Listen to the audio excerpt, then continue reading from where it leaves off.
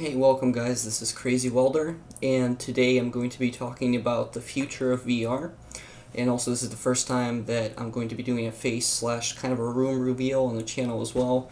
Now those of you guys who have been following me before know that I've already kind of shown my face on my motovlog channel, but this particular channel is primarily for gaming, so if you haven't been to any of that other channels that I have, then go ahead and check those out, they're in my about page. But for the current time, I'm going to talk about just VR in general, since I've recently gotten into this, and especially since my dad and I have actually recently started an augmented reality project going on.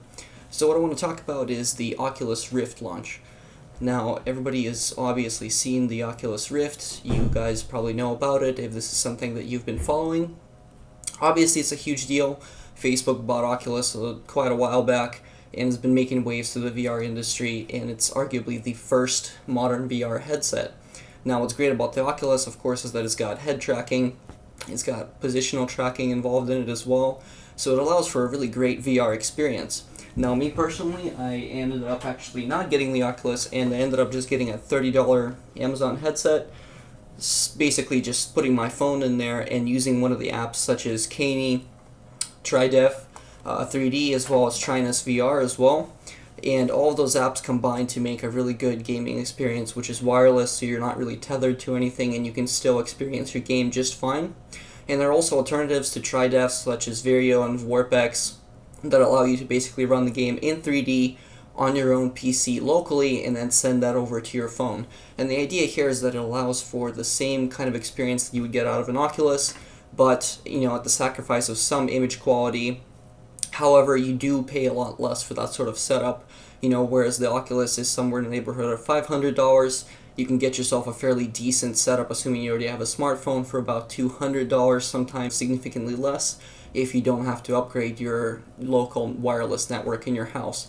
So this is all absolutely awesome, and I did want to bring up that also for those of you that are running Nvidia hardware, there is actually an app called Moonlight for your phone, which allows you to have much better access to the different features as well as the quality settings that the normal native Nvidia apps, for example, on the Nvidia Shield, don't allow you to do. So go ahead and check out Moonlight. I'll drop a link to that in the description below, and that'll allow you to basically check out your games with a lot more settings and a lot more involved process for 3D. So what is really the future of VR currently? Well, one of the biggest things perhaps is better hand and also positional tracking. Obviously, currently you're locked into sitting in front of your computer oftentimes with just a bunch of markers that are on the device, and you're able to move around with your head, and that uses accelerometers and so on to better the experience for you and reduce latency, but ultimately you're still kind of tethered to the PC, and the idea for the VR moving forward would be something where you can actually move around much more freely. Now, there are obviously hardware solutions out there already. I'm sort of blanking on the name for this now, but there is a company that actually produces a device where you're kind of locked into it and you can walk around on the lower portion of it, and then it moves your body and torso and so on in the middle section, and allows you to actually be in-game and walking around as you would in real life without actually having to move anywhere in the room. Now, the other big improvement currently is actually light field technology, which a bunch of VR developers are looking into. One of the biggest ones currently actually being Nvidia, and Nvidia is actually producing a VR display where there's two screens separately running at the same time, and what they allow you to do is to get rid of some of the pixels that you see on screen. So instead of going with a higher resolution screen, they're essentially sticking to a regular LCD panel, but they're able to mask the visibility of pixels to the user by overlapping them. And in addition to that, it actually allows for better stereo perception, because the human eye is able to view it much easier than you would with a single display. Now, I'm not really going to go into how this light field technology works. You can read up on it yourself. I don't think I could really do it much justice since I do not have an engineering major. But, if you want to look into that, you can look up the Nvidia VR headset that's coming up relatively soon and find out more information on that. There's also a company called Litro, which released the Litro light field camera about a couple months back, I want to say. It could be a year.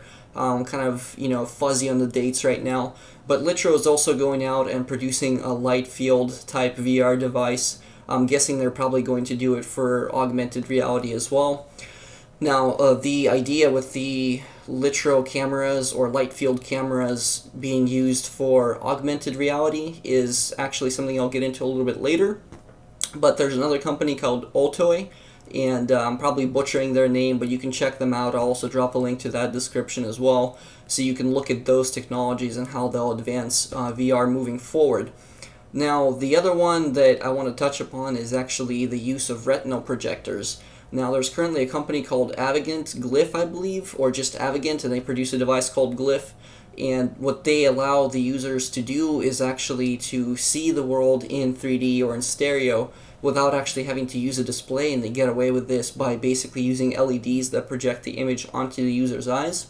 Now, again, that's a very layman's kind of explanation for it. If you want to get into what their technology does and how it works, you can read up on retinal projection yourself. Again, unfortunately, I won't be able to explain much more to you guys, but the basic idea with retinal projectors is that they allow for higher image quality as well as less distortion because they're just using projection, and also ultimately they save weight and allow the device to be significantly lighter than if you were to use a display, or in Nvidia's case, multiple displays, so you don't have to be locked into some kind of helmet or a really big, clunky, heavy device to be able to still view stereoscopic images. So I think that retinal projection is certainly the way to go forward, and I think that's most likely what VR is going to move into. But there are also possibilities such as holographic projection, which, holographic TVs are something that's coming up in probably the next couple of years as a big consumer technology. If any of you have played with the Nintendo 3DS, then you know basically what 3D is like without glasses. That's basically what these TVs will be able to do. They'll be able to mimic 3D images by basically using a special screen technology that projects multiple images, essentially at the same point in space, which is how the 3DS essentially works. And the great thing about this is that you don't have to have any clunky glasses. You don't even have to have any of the shutter glasses to view 3D. You can just look straight at your television. And they use eye tracking to be able to basically show those images and project those images onto multiple people's, retinas, and that way that you can have multiple people in the same room actually viewing the same kind of 3D content. Now, that brings me kind of to the next point here about VR and its future, which is that eye tracking is going to be a huge, huge deal. Because ultimately, the way that our brain works and the way our eyes work is when we look at a certain object, we actually focus on that specific object, and it tends to kind of blur the other areas around it out. Now, you can see this effect with things like, bokeh depth of field, for example, in video games, and just depth of field in general. It's the same kind of effect, but in this particular case, when you're using eye tracking, you're able to blur everything around the object that the player is not looking at and then have them focus on that specific object. And it will also allow the users as well as the developers to have a much better VR experience and be able to craft a better VR experience by using this sort of tech. Ultimately, it also will help people with impaired vision and also people who are trying to train their eyes for specific tasks. It'll most likely be quite heavily used in military applications as well. But the fact that eye tracking is the next thing coming to VR is for sure going to be big news. You can already read about it online. There are multiple articles being written about this stuff, and I'll drop a couple in the description here as well. This is basically the way the VR is moving currently, and I'm actually quite excited to see, what sort of devices will come out and what sort of additions will be made, on top of what I've already explained to you guys and essentially showed you guys. Now, the big thing currently, aside from VR, is actually AR, which is augmented reality, also sometimes referred to as mixed reality. And there are a number of players in this game and a number of people coming into this game. Obviously, some of the biggest ones are things like the Microsoft HoloLens. I believe Panasonic currently has a device out that does a fairly good version of mixed reality. And ultimately, a startup called Meta recently actually received quite a bit of funding to get their augmented reality going. And the idea behind augmented reality is, if you guys have seen the Iron Man film, where Tony Stark is operating, different 3D objects in front of him, or just objects in general, that's kind of the idea of augmented reality, is that you're able to have screens in front of you, you're able to have an interface on top of the world that already exists. And again, this is where light field cameras come into play, because most likely cameras will be what's used for this sort of reproduction of the world to the user's view. And also ultimately they'll allow people to focus on objects much more naturally than they can with either a single camera or even stereoscopic cameras, as they do have their limits in that scope.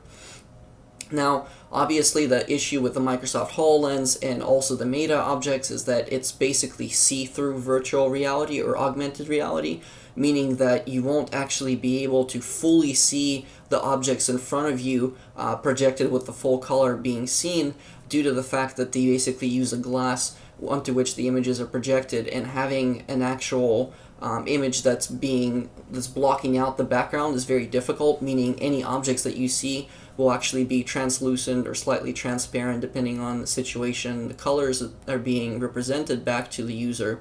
So that's definitely a drawback there. But of course, there are certain alternatives out there that are coming out, and software solutions are currently catching up as quickly as possible. But my dad and I have actually been working on an augmented reality project of our own, which aims to solve that issue. And those of you who have been following my channel, again, you guys probably know that I've been working on stereoscopic night vision goggles. Well, that project has basically evolved into what I currently call, and what my dad called, the augmented reality goggles. And so those will hopefully hit the market sometime soon. We're currently, working out a lot of the kinks, and I'll keep you guys updated as that project evolves and where it's ultimately going.